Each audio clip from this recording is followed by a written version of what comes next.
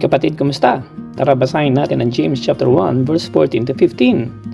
But each person is tempted when they are dragged away by their own evil desire and enticed. Then, after desire has conceived, it gives birth to sin, and sin, when it's full grown, gives birth to death.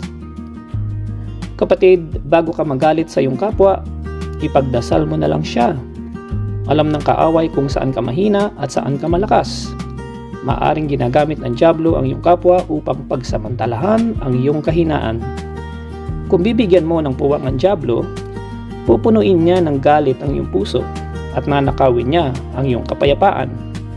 Ang pinakamabisang armas laban sa mga taong namunguhi sa iyo ay dasal. Ugaliin mong manalangin. Ito ang wawasak sa mga patibong ng dyablo sa buhay mo. Thanks for joining me, and I hope to see you on our next Bible study. God bless.